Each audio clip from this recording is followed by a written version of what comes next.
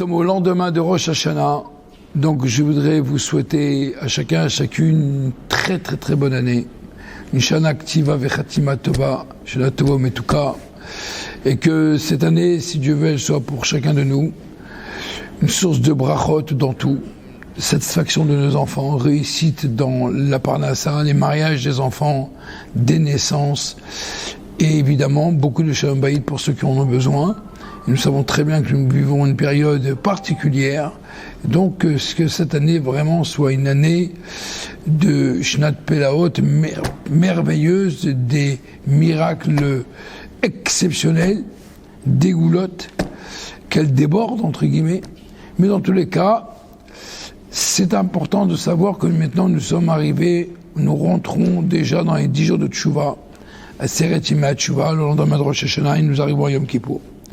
Nous savons très bien qu'à Yom Kippour, nous sommes occupés toute la semaine à faire Tchouva. Et la notion de la Tchouva consiste en quoi? À se confesser. Vous allez remarquer, on va tous remarquer, Veidvadou et Tratotam, nous allons frapper sur notre poitrine, les Al-Chet, selon tous les Sidurim.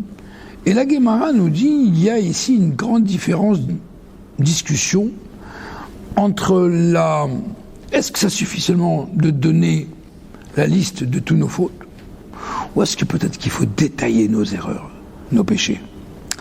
Rabbi Akiva lui dit oui. Rabbi Yehuda il dit oui. Rabbi Yehuda dit il faut énumérer, détailler dans la parole tous les fautes personnelles. Rabbi Akiva dit non. Il faut pas besoin d'énumérer nos fautes, il faut dire le texte. En vérité, les commentaires expliquent que Rabbi Yehuda, lui, pense qu'il faut énumérer les fautes personnelles. Pourquoi? Pour éveiller en nous une honte. Automatiquement, quand on éveille en nous une honte, alors il y a une tchouva plus forte, plus profonde. Rabbi Akiva pense que non. Si on commence à énumérer nos fautes, et mon voisin il va entendre ce que j'ai fait, ce que l'autre il a fait, etc., on va soupçonner les gens à faire beaucoup de péchés. Donc si quelqu'un va entendre toutes mes fautes que j'ai faites toute l'année, bien automatiquement ça va enlever la confiance de la personne. Et donc automatiquement, franchement, il va y avoir un problème social. Les amis, on ne sera pas amis. En vérité, si on réfléchit bien, quelle est la discussion entre Rabbi Yehuda et Rabbi Akiva? Est-ce que c'est mieux, préférable, de donner une préférence au présent ou au futur? Est-ce que c'est le futur ou le présent? Le présent, c'est Yom Kippour. Nous sommes Yom Kippour. Nous allons arriver à Yom Kippour. Donc il faut énumérer toutes nos fautes. Et automatiquement, quand on va énumérer toutes nos fautes, il y a une tchouva beaucoup plus forte. Je vais avoir honte de moi-même. C'est vrai. Au présent, ça va être clair. Je veux dire, wow, quelqu'un, il va énumérer ses vraies avérotes. Il va avoir honte, il va pas être bien, il va pleurer. Mais attention, ça peut entraîner pour le futur un dommage catastrophe. Franchement, face aux autres, etc. Sur ce fondement-là, Rabbi Yehuda, lui, il dit qu'il faut vivre le présent et il faut faire tchouva. Et la première étape, c'est une tchouva meïra, une tchouva de peur. Beaucoup de gens, vous savez, pensent tchouva, c'est la peur. J'ai peur de la punition. J'ai la peur. Alors, plus je vais énumérer mes péchés, d'accord? Automatiquement, je vais avoir une peur, et en plus un péché le plus grave et beaucoup plus important qu'un péché moins grave. Et donc, plus je vais énumérer les plus gros péchés, plus ma tchouva va être très forte. Rabbi Akiva, il a dit non. Rabbi Akiva, lui, il regarde le futur.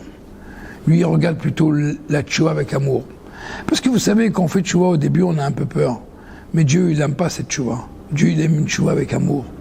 On n'aime pas son père parce qu'on a peur de lui. On fait tchouva, on aime son père parce qu'on aime son père. Par ses qualités, par sa grandeur. Pas uniquement par la peur. Bien sûr qu'il faut avoir une peur. Mais Rabbi Akiva, il considère que c'est l'amour. Et l'amour, c'est beaucoup plus fort, beaucoup plus profond. Ça prend plus de temps. Évidemment, faire peur à quelqu'un, si tu vas pas faire ça, je vais te condamner comme ça, il va le faire. Mais au fond de lui, il n'a pas envie de le faire. Mais une tchouva avec amour, quand vous demandez à un juif de mettre de fini, de faire Shabbat, de manger kasher, si on va commencer à lui dire, tu sais, si tu fais pas ça, tu vas recevoir ça, si tu fais pas ça, tu vas recevoir ça, bon, il va peut-être le faire. Une fois, deux fois, trois fois. Finalement, quand un jour il va pas le faire, il va voir que ça va pas lui tomber sur la tête, le ciel. Donc il dit, pourquoi tu veux que je le fasse? Donc la peur, c'est quelque chose qui est très temporaire. Mais l'amour, quand on a une tchouva avec amour, c'est beaucoup plus profond, c'est plus long. Rabbi Akiva, il dit, il ne faut pas regarder le présent, il faut regarder le futur. Et quand on aime, qu'on fait tchouva avec amour, il n'y a pas de différence, une faute petite ou une faute grande. Parce que pourquoi? Parce que quand vous avez peur, vous dites, bon, c'est pas très grave, une petite faute, ça va. Une grande, c'est très grave. Ça, c'est quand on a une tchouva avec la peur.